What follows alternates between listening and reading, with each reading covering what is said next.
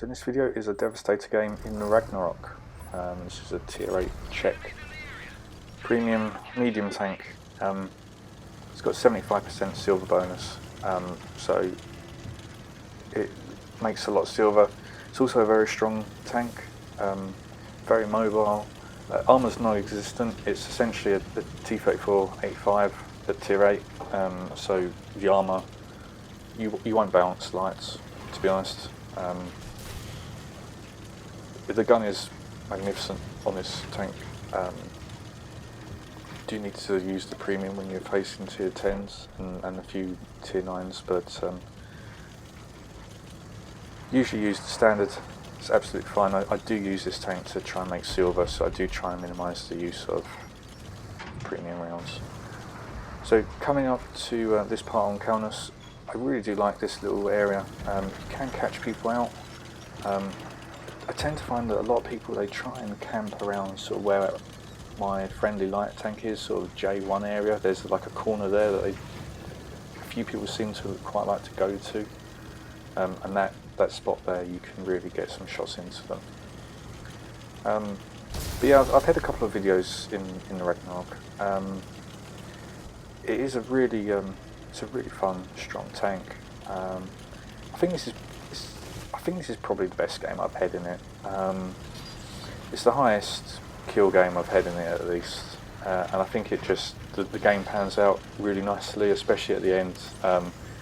It's just a really strong tank, and if you can use it well, you'll have a lot of good games in it. So we've managed to really push through this southern flank. Looks like no, the enemy went to the town. We get one of the artillery, and then we get the second one. So that's the Bescuchis already.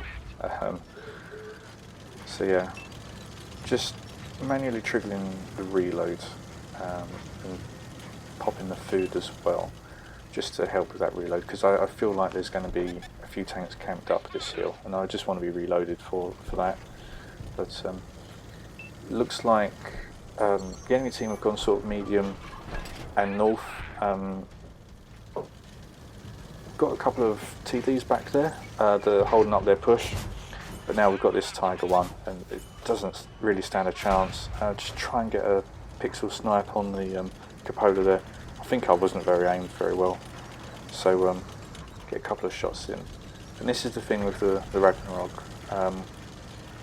I find, and I think this is the proper way of playing it, on every single reload you need to just relocate.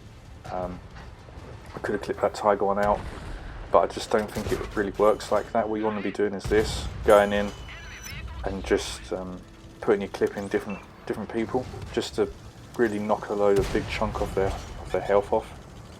Because now that Tiger one's still alive, that light tank went in quite aggressively.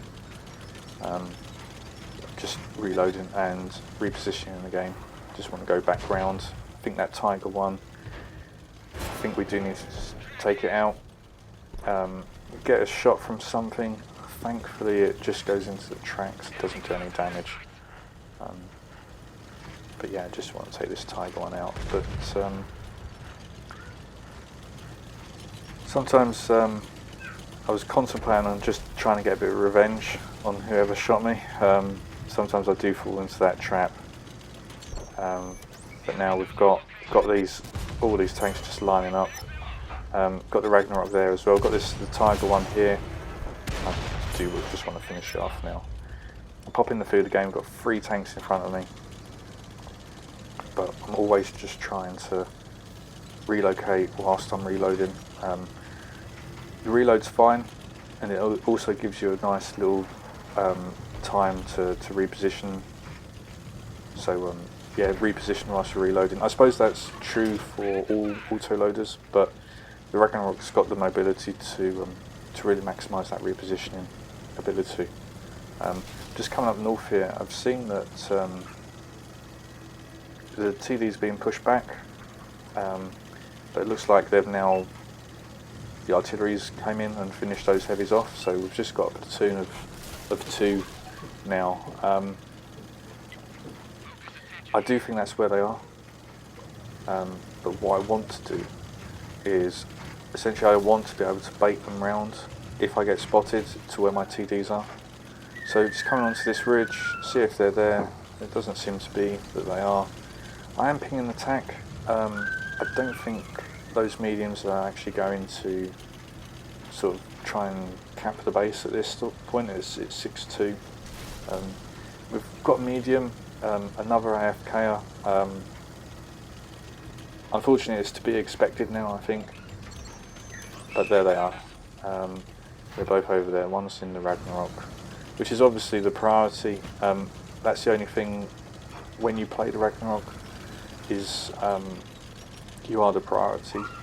If you do see two tanks and struggling to think at tier 8, you know, if there were two tanks next to each other and one was the Ragnarok, I don't think there's any other tank that I would say, you know, focus the other one. I think the Ragnarok is the priority, unfortunately. Unfortunately, when you play it, the armour is sort of paper as well, so they will go through. The Ragnarok's trying to relocate. Thankfully, it looked like I think I got an engine burn, but the Ariete, just ridiculous sometimes. As I said in a few of my videos, sometimes when you kill a platoon mate, the other person in that platoon will just YOLO you. The Ariete, it fully decided it was going to just dump the clip into me, and then it'll be sort of dead in the water with its sort of long reloads. Yeah, it's just ridiculous sometimes, but you can use that to your advantage sometimes.